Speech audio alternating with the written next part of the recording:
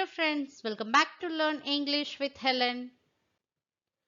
இந்த வீடியோல நம்ம normal English versus advanced English தான் பார்க்க போறோம். கண்டிப்பா உங்களுக்கு யூஸ்ஃபுல்லா இருக்கும். ஸோ வீடியோவை ஸ்கிப் பண்ணாம ஃபுல்லா பாருங்க. நீங்க இப்பதான் நம்ம சேனலை ஃபர்ஸ்ட் டைம் பார்க்குறீங்களா? Please subscribe the channel and keep supporting me. Without delay, let's get started. Let's see the first sentence. அதை ரகசியமாக வைத்திருங்கள். ஸோ ஏதோ ஒரு சீக்ரெட்டை நம்மகிட்ட சொன்னா சொல்லுவாங்க இல்லையா?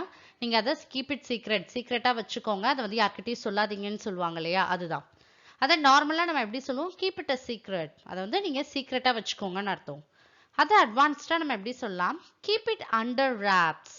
கீப் இட் அண்டர் ராப்ஸ் அப்படின்னா ஒரு ரகசியத்தை நீங்க சீக்ரெட்டா வச்சுக்கோங்க, யார்கிட்டயும் ஸ்ப்ரெட் பண்ணாதீங்க, யார்கிட்டயும் சொல்லாதீங்கன்னு அர்த்தம். Keep it under robs.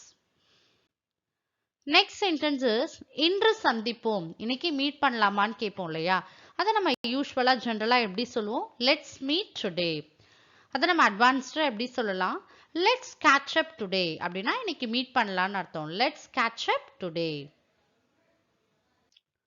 Next sentence is நேரத்தை வீணடிப்பதை நிறுத்துங்கள். ஸோ டைமை வேஸ்ட் பண்ணாதீங்கன்னு சொல்லுவோம் இல்லையா? அதுதான். ஸ்டாப் வேஸ்டிங் டைம் அப்படின்னு நம்ம யூஸ்வலா சொல்லுவோம். Stop wasting time.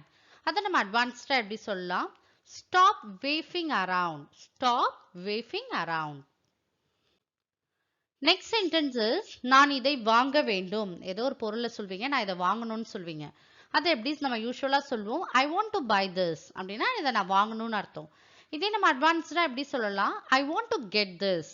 I want to buy திஸ்க்கு பதிலா நீங்க I want to get this அப்படின்னா நான் இதை வாங்கணும்னு அர்த்தம்.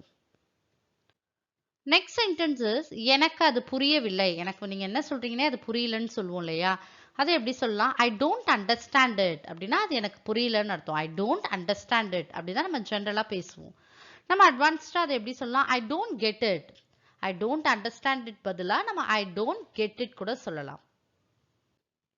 நெக்ஸ்ட் சென்டென்ஸ் இஸ் நான் ஆரோக்கியமாக இருக்கிறேன், நான் வந்து ஹெல்தியா இருக்கேன்றதை எப்படி சொல்லலாம்?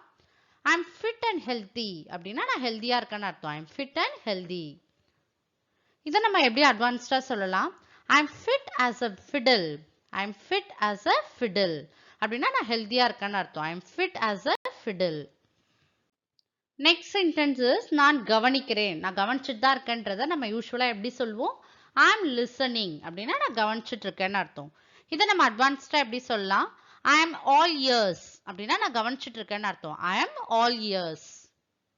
நெக்ஸ்ட் சென்டென்ஸ் இஸ் இது படிக்கும் நேரம் அப்படின்னா இது படிக்கிற டைம். நம்ம யூஸ்வலா கிட்ஸ் கிட்ட எல்லாம் சொல்லுவோம் இல்லையா? இது படிக்கிற டைம், போய் படிங்க, விளையாடாதீங்கன்னு சொல்லுவோம் இல்லையா? அதை எப்படி நம்ம யூஸ்வலா சொல்லுவோம்? It's time to study. It's time to study. அதை நம்ம வந்து அட்வான்ஸ்டா எப்படி சொல்லலாம்? It's time to hit the books அப்படின்னா இது படிக்கிற டைம்னு அர்த்தம். It's time to hit the books. Next sentence is நான் எனது சொந்த ஊருக்கு வருவது மிகவும் அரிது அப்படின்னா என்னோட நான் சொந்த ஊருக்கு வந்து நான் அடிக்கடி போக மாட்டேன், எப்போயாவது தான் போவேன்றதை நம்ம எப்படி இங்கிலீஷ்ல சொல்லலாம்? I visit my home town very rarely. ரேர்லினா அரிதாகன்னு அர்த்தம். I visit my home town very rarely. அதை நம்ம எப்படி அட்வான்ஸ்டா சொல்லலாம்?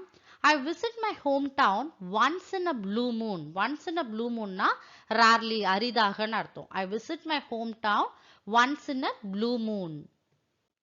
நெக்ஸ்ட் சென்டென்ஸ் இஸ் நான் மிகவும் பிஸியாக இருக்கிறேன். நான் ரொம்ப பிஸியா இருக்கேன்றதை எப்படி யூஸ்வலா சொல்லுவோம்? I am very busy. அதை நம்ம அட்வான்ஸ்டா எப்படி சொல்லலாம்? ஐ எம் ஸ்வாம்ப்ட். ஐ எம் ஸ்வாம்ப்ட் அப்படின்னா நான் ரொம்ப பிஸியா இருக்கேன்னு அர்த்தம். I am swamped. Next sentence is அவன் சோம்பேறி. அவன் வந்து ஒரு லேசி பர்சன்றதை நம்ம யூஸ்வலா எப்படி சொல்லுவோம்? He is lazy. அதை நம்ம அட்வான்ஸ்டா எப்படி சொல்லலாம்? He is couch potato அப்படின்னா அவர் ஒரு லேசியான பர்சன் அர்த்தம். He is couch potato. So my dear friends, இந்த வீடியோ கண்டிப்பா உங்களுக்கு யூஸ்ஃபுல்லா இருக்கும் நம்புறேன். நீங்களும் நார்மலா பேசுறதுக்கு பதிலா அட்வான்ஸ்டா பேசி பிராக்டிஸ் பண்ணுங்க.